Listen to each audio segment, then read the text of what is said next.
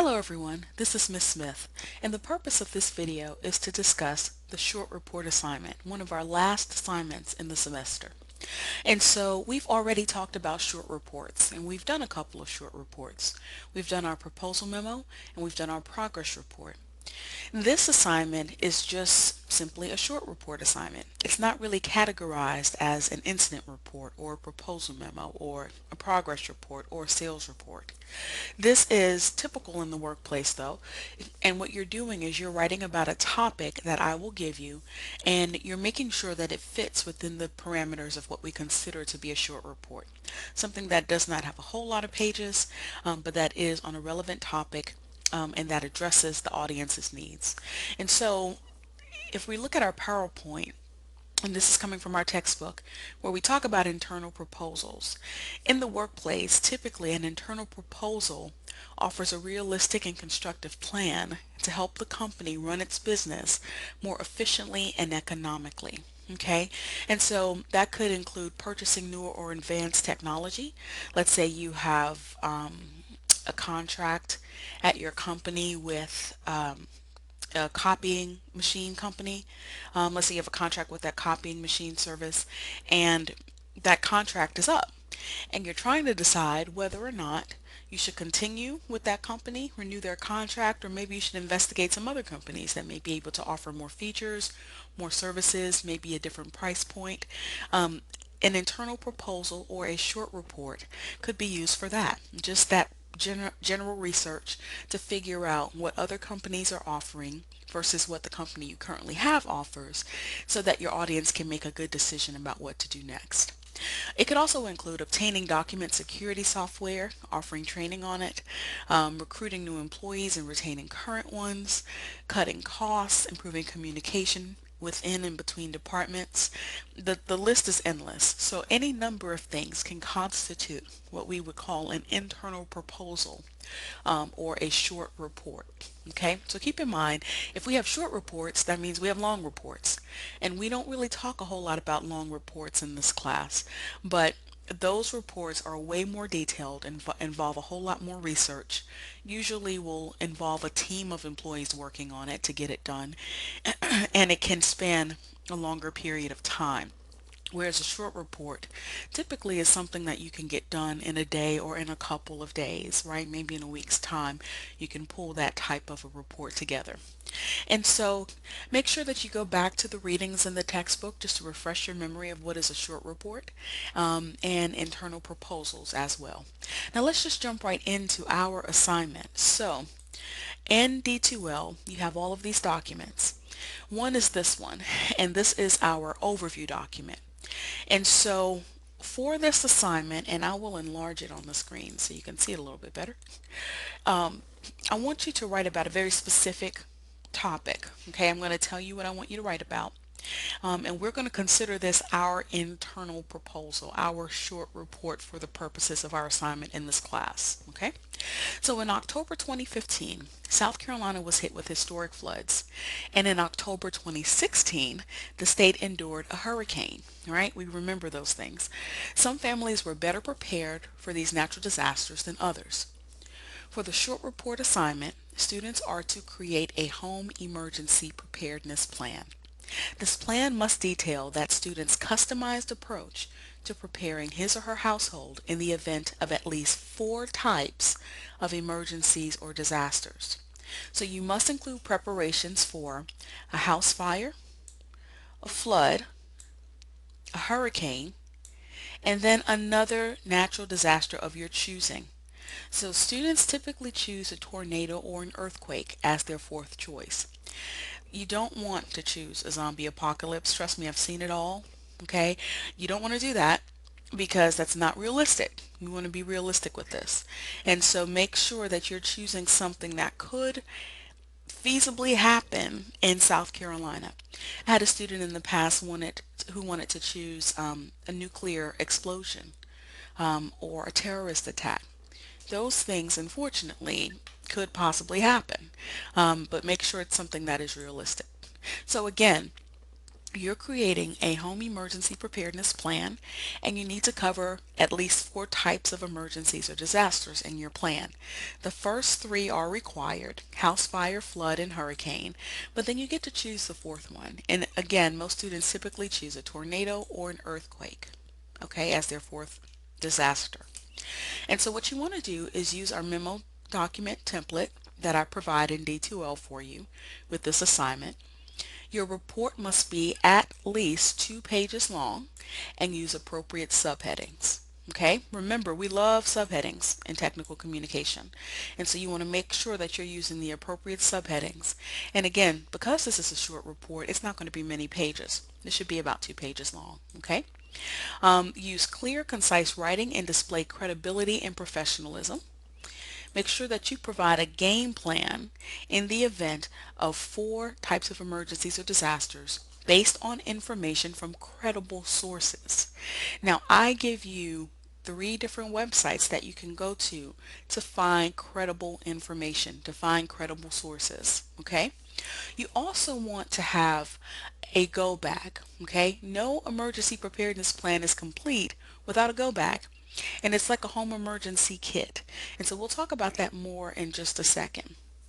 Although the topic is provided for this assignment, I still want you to make sure that you think through it very carefully. Now, you do not need to submit a proposal memo, but I want you to think through it very carefully. You have to think in terms of your household, the people in your household, the needs of your household. Of course, you don't have to share anything that's too personal or confidential. Keep in mind that we will have a rough draft that's due for this, and we will conduct a peer review where you're going to exchange your document and let others read your rough draft of your short report. And so if you don't want to include something that's too personal, then by all means don't do it. But make sure that you are customizing this plan for your household. I cannot tell you specifically how that should go. You have to assess your household and figure out what you would need in terms of preparing for that emergency and preparing that go bag. And you can use additional research if you need to. But I give you um, 3 very, very, very good credible websites that you can use. Okay? And make sure you refer to our course syllabus for all deadlines. And so these are the credible sources that I'm referring to. Ready.gov, here's a link to it. Red Cross, here's a link to their home family plan. And then the National Safety Council, this is a link to it. Now this is a bit.ly link, so this is a shortened link because their actual website link was really, really long. But if you click on this, you will also be able to find that National Safety Council page. Okay? And so you must do the following 2 things regarding these sources. I want you to be sure that you visit the websites above to find information, statistics, and resources to guide you in your report. Okay? I want to see that you've used credible information, that you're informed by credible information. And I want you to be sure that you include the MLA version of these sources in the rough drafts and final drafts of your report. Okay, and so I have provided them here for you only because we expose ourselves to MLA format in this class, but you really don't have any type of assignment where you have to show that you use MLA format. So what I've done is I've put the citations for these 3 websites here at the very bottom of this overview document. All you need to do is copy and paste these sources into your rough draft and then into your final draft. If you don't have these copied and pasted, it will take a truckload of points away from your assignment. I mean a lot. Okay? And so you want to make sure that you copy and paste this to your rough draft and to your final draft. And I'll show you where in just a second. Now, again, this is the correct MLA format for these websites. It will not be correct if you just copy and paste these websites. Okay, did you hear me say that? You must use the MLA format version. Do not just copy and paste the actual website address. This is not MLA format. This is MLA format. Okay? All right, so what I want us to do now is to look at the assignment in a little bit more detail. This is a template that I told you about that I want you to use. And so I want you to literally use this document to type your report. Okay? And so begin your emergency preparedness plan with an introduction or an abstract. So we've talked about ABC format throughout the semester. We've talked about what constitutes an abstract. So make sure that you are showing that you can do that. In 3 to 5 sentences, I want you to be sure to tell the reader that this is an emergency preparedness plan for your household, and tell the reader who is included in the plan, the members of your household. And yes, you can include pets, okay? Also state the areas of emergency the plan will cover, including the 3 required emergencies, house, fire, flood, and hurricane, and the 4th emergency of your choosing. Okay, and so in this abstract, you want to make sure that you include this information here because I will be looking for it. Okay, so make sure you go back to this document in D2L, read over it very carefully, and before you submit your rough draft, make sure that you have everything that I'm asking for. Now, the emergency sections will all read similarly, so I'll just look at one or two of them as an example. You want to make sure that you have an appropriate subheading, right? For this one would say house fire. And in this section, you want to tell the reader what your detailed plan is and how you will evacuate your home and locate your family members if you are separated in the event of a house fire. Okay? Be sure to consider any special needs or circumstances that members of your household will have. Be sure to refer to the credible sources websites that I've given you that we just looked at. And make sure that you're thinking through this. This shouldn't be a sentence or two. You need to elaborate on this. You need to explain how your plan will work. If there's a house fire, what should happen? Okay? And students tend to use this assignment to actually establish that home emergency preparedness plan for their household.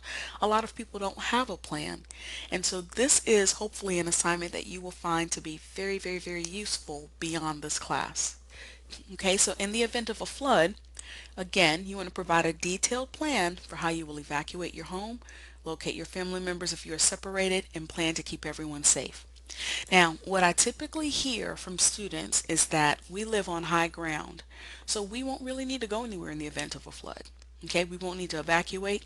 When the flood happened in 2016, we didn't have to go anywhere, right? I want you to think in terms of evacuation, even if you do live on high ground. I want you to think in the worst case scenario. If it doesn't stop raining, right? And if you have to get out of there at some point, you don't want to be stranded. What would be your plan in that worst case scenario? Okay, so think in terms of that. And you want to do the same thing should there be a hurricane, and then for that 4th area of emergency. Now, I do realize that a house fire is unpredictable, right? You can't tell when that's going to happen. A flood, you may have some warning with that from the news media as with a hurricane. And something like a tornado or an earthquake, you have minimal warning, right? Maybe the day of. You can't really plan that out too far ahead. So keep all of that in mind when you are preparing your plan. Now let's talk about the go bag. And so, as I was saying before, no emergency preparedness plan is complete unless you have thought through and assembled a go bag. And so the go bag, the purpose of it is for you to actually have a bag at every exit of your house that you can pick up and exit your house with, and that bag would contain the necessities that you have to survive for a couple of days at least. Okay? And so your go bag then shouldn't be upstairs in your closet. It shouldn't be in any room that's not near the door. Your go bag is supposed to be near the door. You could have 3 entrances into your home, 3 exits out of your home, right? And maybe, Lord forbid, something happens and you can't get out the back door. Well, that's why you need a go bag also at the front door, right? So that you could just pick it up and go. And think about this, again, think about this specifically for your household. If there's a toddler in your household and they have a favorite bear and they cannot go to sleep unless they are holding on to that bear, you might need to get a couple more bears and put that bear in that go bag. That way if you all have to leave out really quickly in something that's a disaster that could be very scary for children, they will at least have that bear, that security for them, right? Something to kind of keep them calm. Think about your household. Think about what you need. If you have a relative, let's say like a grandparent in your house, and that individual takes medications, again, you don't have to be specific or divulge anything that's too personal. But if you include that in your plan, you may want to also think through, well, we would need to have extra medication in each of the go bags should we need to run out quickly in the event of an emergency. Okay, and so I want you to tell me the type of bag you're using for your go bag. For example, is it a Walmart canvas bag, a duffel bag, a book bag? Is it a bag with wheels on it? You want to think through what type of bag you're using, but you also want to make sure that anybody in your household, realistically, any adult in your household, could pick up that bag and go with it. And so it probably sounds like a great idea to have, 15 bottles of water in a duffel bag, but would your grandmother be able to pick that up, for example, right? Would your younger brother be able to pick that up? Just kind of think through those things and make sure that whatever is in that bag is something that you can use. Students in the past have said that they would have a generator in the bag. That's a great idea, but can we lift that out of the house, right? And get out of there as safely and as quickly as possible. And so think about the type of bag you want to use.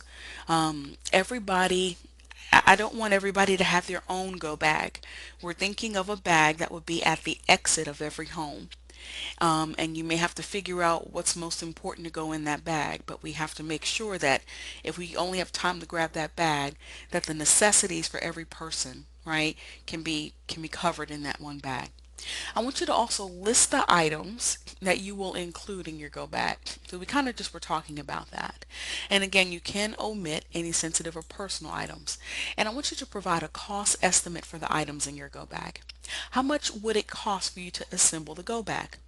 So let's say it costs you, I'm just throwing a number out there because students have been all over the board with numbers. Some go bags have been into the thousands of dollars and some go bags have been under $100, under $50. It just depends on your household. But provide a cost estimate. So let's say it's going to cost $50 to assemble one go bag. Okay, for everything that you all need as a necessity in your house. But let's say you have those three entrances and exits into your home. So that means that when you're planning in your cost estimate, you need to plan then and tell me that your go bag cost would be $150. That would cover the $50 for each bag. Does that make sense? And so give me a cost estimate for each go bag that you're going to assemble. Total that, okay? I need that total cost. And so make sure that's included in your report. You're going to write a conclusion. The conclusion can be a closing sentence or two. It doesn't have to be very long. And I give you an example of here of what it can say, but you just want to wrap that up succinctly, okay? And then you have your works cited. So here is where you would copy and paste that works cited information into your report, okay? Copy and paste it. Doesn't get any better than that, right? And again, we're not studying MLA in any detail. We've taken our MLA quiz. I just want you to make sure that you have this correct. So make sure that you copy and paste this in the works cited section. And that would be your short report assignment. Okay? And so I will show you an example of a student report and either at another class period or in a separate video, and it will give you some idea of how a previous student has tackled this assignment and they had the same type of information that you had. Okay, but just make sure that you take a look at your syllabus so that you can see where we are right now and where we're going, so that you don't miss any upcoming thing that's important, like our peer review. Remember, if you're taking this as a face-to-face class, that you have to have a copy of your rough draft for peer review, and that you don't miss any upcoming deadlines like the final draft, also rough draft and final draft. Okay? If you have any questions in the meantime, please let me know. Send me an email, call me during office hours. I will return your call as quickly as I can. And thanks for your attention. Bye bye.